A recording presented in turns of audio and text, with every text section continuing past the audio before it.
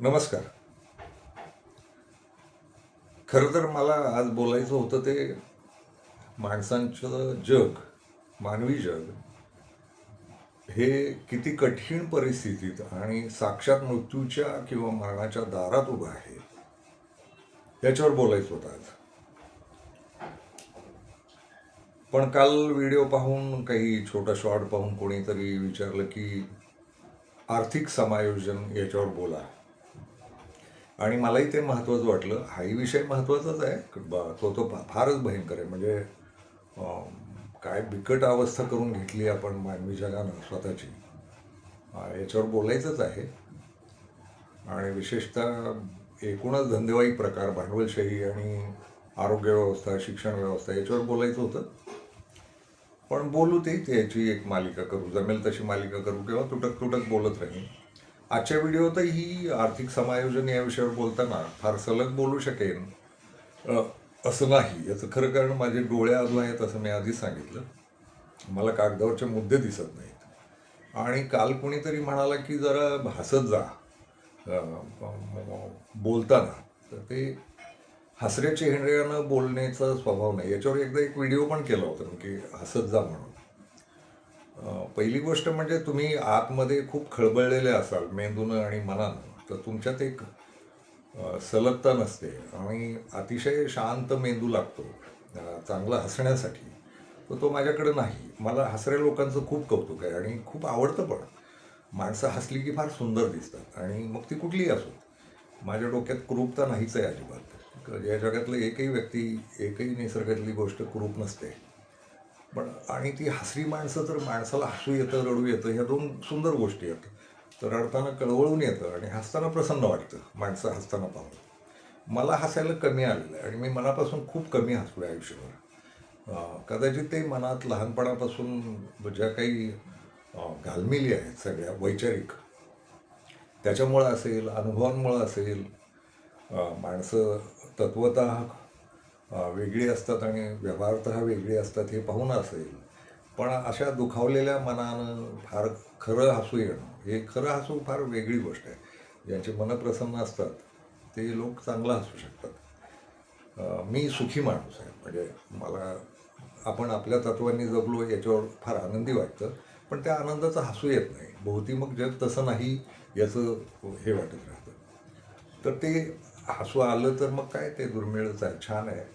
हसावंसं वाटतं मलाही, मनातनं हसतही असतो. पण ते खूप खऱ्या आनंदाचं वगैरे खूप कमी हसू आलं आहे आयुष्यभरात. पण अर्थात ते वैगुण्य नव्हे आणि कोणी त्याचं वाईट नाही वाटू देऊ. आणि मी जर चिडखोर माणूस आहे, वैतागलेला असतो, त्रागा करत राहतो, थोडं स्पष्ट बोलायचा प्रयत्न करतो. याच्यातनं ना हसणं जरा लांबणीवर पडतं. अर्थात हसायला मिळालं तर जग खूप सुंदर आणि आनंदी झालं तर मी पण खूप खळखळून हसेन. तर हा एक विषय सांगायचा होता. आणि आता येऊ आर्थिक समायोजनावर. तर आर्थिक समायोजन म्हणताना मी अर्थतज्ञ अजिबात नाही. पण एक आहे, या पृथ्वीवर पैशाचं चलन केलेला माणूस आहे. पृथ्वीचा अभ्यास केलेला माणूस आहे. मानवी जगाचा अभ्यास केलेला माणूस आहे. मानवी जगात काय काय चाललंय, काय चुकीचं चाललंय, काय बरोबर चाललंय याचा अभ्यास केलेला माणूस आहे. आणि नुसतं संपादक म्हणून नव्हे, तुम्ही माणूस म्हणून पण हे करू शकता.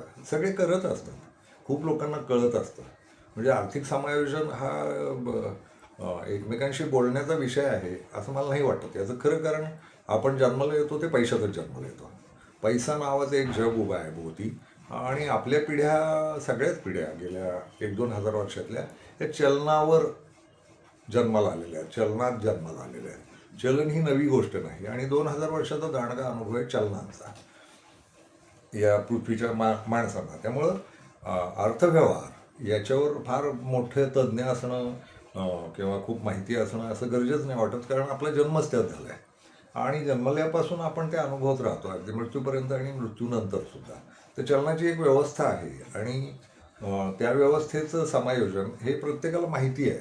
माणसं जगत राहतात आणि मार्ग काढत राहतात. म्हणजे पैसा कमवणे पण आणि पैसा खर्च करणे पण याचे मार्ग काढत राहतात. पैशाचे 3 उपयोग आहेत. एक, पैसा कमवणे, पैशाची 3 कामं आहेत. एक पैसा कमवणं, दुसरा तो खर्च करणं आणि तिसरं बचत करणं. तर बचती अनेक प्रकारच्या होऊ शकतात. तर मी फक्त बोलताना आज माझ्या विचारातलं बोलेन. हे बरोबर आहे का चूक आहे का हे मला नाही माहिती, पण माझ्यापुरतं ते बरोबर आहे. मी काय काय टाळलं किंवा कसं करावं, तर मला जी काही मार्ग सापडले किंवा त्याच्यावर बोलेन. आणि हे अर्थव्यवहारात किंवा अर्थशास्त्रात हे बसतं की नाही मला नाही माहिती. मी अर्थशास्त्र होतं मला 10वीला, आणि त्याच्यात खूप मार्क 50 मार्काचा पेपर होता आणि खूप मार्क पडले होते मला. पण तेवढं सोडलं तर माझा अर्थशास्त्राशी संबंध नाही. हां, महत्त्वाचं मी संपादक राहिलो. संपादनात मात्र अर्थव्यवहारावर, शेअर मार्केटवर, याच्यावर खूप छापलेलं आहे, खूप वाचलेलं पण आहे. म्हणजे ते कर्ज वगैरे वगैरे वगैरे असं याच्यावर खूप छापलंय, शेअर मार्केटवर छापलंय. गंमत म्हणजे शेअर मार्केटवर खूप मोठे बँकर आमच्याकडे लेख लिहायचे, तर 2 लेख मी पण लिहिले, 2-3 लेख त्यांच्या नावावर. ते आजारी होते, तर त्यांचं ते वाचून सगळं घेतलं आणि पुढच्या आठवड्यातले शेअर मार्केटचे अंदाज किंवा शेअर मार्केटबद्दल 2-2 पानं मजकूर 3-4 वेळा तरी मी लिहिलेला आहे त्या आजारी असताना. आणि त्यांनी कौतुक केलं होतं की हे माझ्यासारखंच लिहिलं म्हणून. तर ते ठीक आहे, म्हणजे हा संपादकीय कौशल्याचा भाग होता किंवा लेखकी कौशल्याचा. पण मग आर्थिक समायोजन काय करायचं आहे, तर पहिली गोष्ट म्हणजे पैसा कमवणं ही महत्त्वाचीच गोष्ट आहे. मग पैसा कमवण्याचे मार्ग कुठले आहेत, तर मला स्वतःला नेहमी वाटत राहिलं की प्रामाणिक मार्गांनीच पैसे कमवले पाहिजेत. या जगात 2 मार्ग आहेत. एक प्रामाणिक, खरं तर 3 मार्ग म्हणू आपण, की एक प्रामाणिक मार्ग, दुसरा अप्रामाणिक मार्ग, आणि तिसरा थोडं प्रामाणिक आणि थोडं अप्रामाणिक याच्या मिश्रणाचा मार्ग, संकलित मार्ग.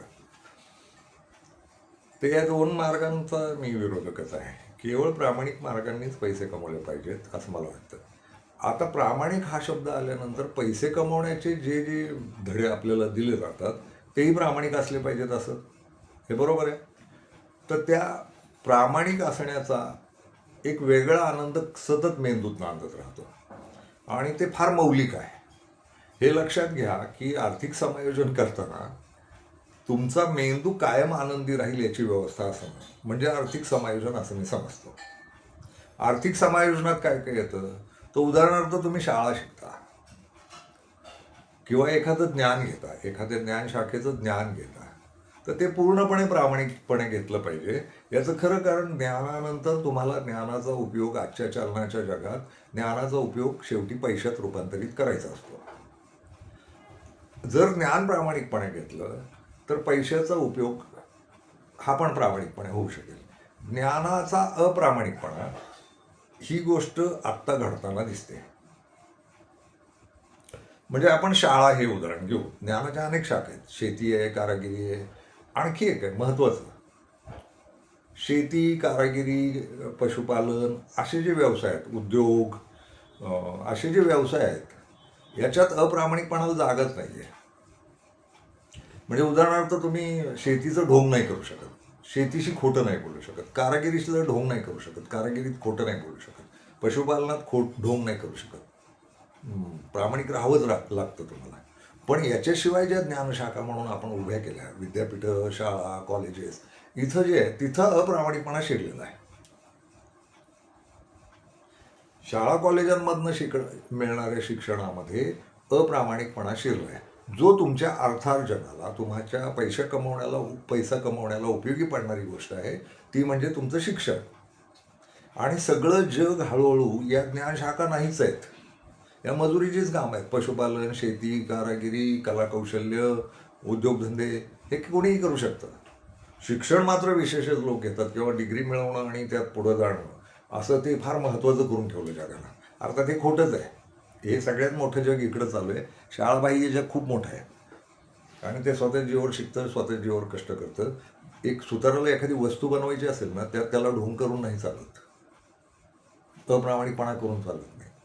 हां, तो लाकडात अप्रामाणिकपणा करेल कदाचित, सागाचं लाकूड सांगून बाबळीचं लाकूड घेईल वगैरे वगैरे, ते ठीक आहे. पण मूर्ती बनवायची आहे किंवा कुंभाराने एखादी वस्तू बनवायची आहे, शेतकऱ्यांना पीक लावायचं आहे, त्यात अप्रामाणिकपणा करून चालत नाही. शिक्षण व्यवस्थेत मात्र शालेय शिक्षण, ज्या बंदिस्त इमारती आहेत आणि त्यात तुम्हाला शिकवलं जातं, यात अप्रामाणिकपणा खूप वाढलेला आहे. आणि तुम्हाला शिकवलं जातं की इथं शिकलात तुम्ही तर पुढं पैसे कमवणार आहात, सत्यवाक्य आहे. पण पहिलं चुकलंय असं की तुम्ही कसंही करून पास होता. तर तिथं अप्रामाणिकपणाला सुरुवात होते. आणि लक्षात घ्या, अप्रामाणिकपणानं तुम्ही दुसऱ्यांना फसवू शकता, स्वतःला नाही. आणि स्वतःला न फसवता येणं ही या जगातली फारच बिकट गोष्ट आहे. ती तुम्हाला बोचणीसारखी राहते कायम मरेपर्यंत, की तुम्ही खोटं करून पुढं आलेले आहात, खोटं वागून पुढं आलेले आहात. याचा इतरांना त्रास नसतो.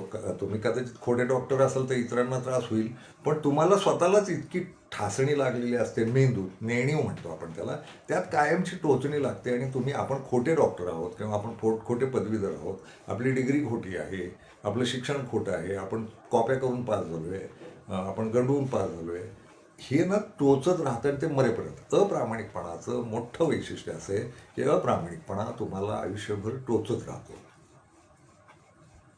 तुमच्या मेंदूवर त्याचा परिणाम होतो आणि मेंदूवर झालेला परिणाम तुमच्या आरोग्यावर येतो, तुमच्या शरीरावर येतो. तुम्ही आजारलेले राहता, तुमचा मेंदूच मुळात आजारलेला राहतो. तर अर्थ समाजनातनं, पैसे समायोजनातलं सगळ्यात मूलभूत तत्त्वज्ञान असं आहे की तुम्ही प्रामाणिक असलं पाहिजे आणि प्रत्येक क्षणी प्रामाणिक राहिलं पाहिजे. आणि मग भोवतीचं जग तसं नाही आहे वगैरे, तर भोवतीच्या जगात गेलं तेल लावत तुम्ही स्वतः प्रामाणिक व्हा, म्हणजे भोवतीचं जग होईल.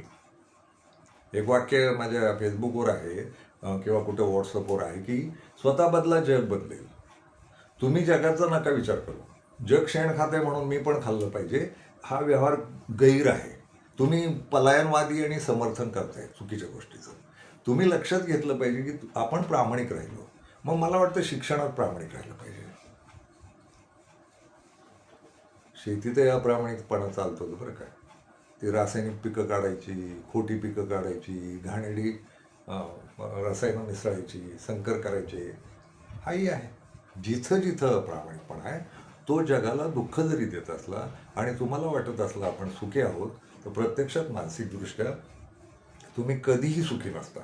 तुम्हाला त्या टोचण्या बोचण्या लागत राहतात आणि तुम्ही वेदनेतच राहता मेंदूच्या. आणि मेंदूची वेदना हेच मुख्य आजारपण आहे. आणि ह्या मेंदूच्या वेदनेचे परिणाम तुमच्या शरीरावर होतात. तुम्हाला मग ते अनेक प्रकारचे आजार होतात आणि तुम्ही सातत्यानं अस्वस्थ राहता. एक जन्म मिळाला आहे, तर एक जन्म अस्वस्थपणे काढण्यापेक्षा स्वस्थपणे काढायचा असेल तर त्याचा एकमेव मार्ग आहे पारदर्शी आणि प्रामाणिक राहणं. तर मग शिक्षणात ज्ञानच घेतलं पाहिजे, डिग्री नाही. डिग्री महत्त्वाची नाही, शिक्षणात सुद्धा ज्ञान आहेच आहे. एवढी पुस्तकं, एवढ्या विषयांची पुस्तकं ती ज्ञानाचीच आहेत. तर त्या ज्ञानातलं ज्ञान म्हणूनच घेतलं पाहिजे, त्याचा अभ्यास वाढला पाहिजे, प्रचंड अभ्यास वाढला पाहिजे आणि तुम्ही खरं ज्ञानी झालं पाहिजे. आणि मग मात्र मला हे मान्य आहे की दोन ज्ञानांची स्पर्धा झाली ज्ञानाची तर चालण्यासारखी गोष्ट आहे. पण ही जी खोटेपणाची स्पर्धा आहे की मला मार्क पाडायचे तर मी कॉपी करीन, खोटं करीन, तर ते चूक वाटतं मला. वशिलेवर पुढं जाईन, जातीच्या वशिल्यावर, धर्माच्या वशिल्यावर, काहीही गरजेचं नाही. प्रामाणिकपणे जगणं हे अर्थसमायोजनातलं सगळ्यात महत्त्वाचं तत्त्व आहे. मग तुमच्या डिग्र्या नाही मिळाल्या तरी चालतील, नापास झालं तरी चालेल. पास आणि नापास ह्या दोन व्यवस्था आहेत ना, तर त्यातल्या नापासपणाची काळजी करण्याचं कारण नाही. नापास होतातच माणसं, ते खरंच आहे हो. म्हणजे एक पुस्तक आहे, कुठल्याही विषयाचं घ्या, कुठल्याही विषयाचं घ्या, आणि लाखो मुलं आहेत, तर ती लाखोच्या लाखो मुलं त्या एका विषयाच्या पुस्तकावर तज्ज्ञ होतील अशी शक्यता नसते हो. माणसं वेगवेगळ्या कलाकौशल्यांची तज्ज्ञ होतात आयुष्यात. ते इतकं बांधील आणि बांधीव आहे शिक्षण व्यवस्था की तुम्हाला हेच करावं लागेल. आणि लाखो विद्यार्थी एका विषयावर बसलेले आहेत. उदाहरणार्थ गणित घेऊ आपण, विज्ञान घेऊ, भाषा घेऊ, इतिहास घेऊ.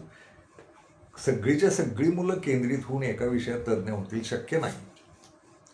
तर तिथंच अप्रामाणिकपणा आहे. शिक्षण व्यवस्थेतच मुळात अप्रामाणिकपणा आहे. पण तो बाजूला ठेवून तुम्ही मग करायचं ठरलं ना, तर ते पुस्तकांमध्ये ज्ञान आहे ते घेण्याचा जास्तीत जास्त प्रयत्न करणं आणि त्याचं नीट नियोजन करणं आणि ज्ञानी प्रामाणिकपणेच परीक्षा देणं, प्रामाणिकपणेच पास होणं किंवा नापास होणं, नापास होण्याचं वैगुण्य न वाटू देणं, खंत न वाटू देणं, कारण ती प्रक्रियेचा भाग आहे.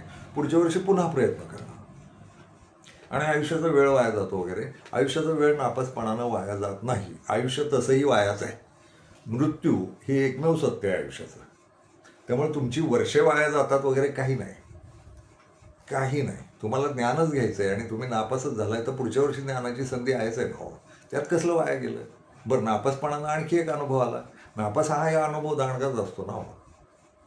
कशाला त्याची खंत वाटू द्यायची नाही तर मग बंद करा.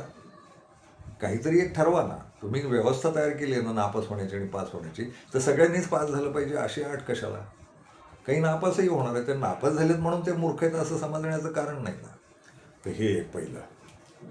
आणि एकदा इथून सुरुवात झाली तर जर खरं ज्ञान मिळालेलं असेल तर मग मला वाटतं रोजगाराला जाताना, पैसे कमवायला जाताना तुम्ही प्रामाणिकपणे जायला हवं.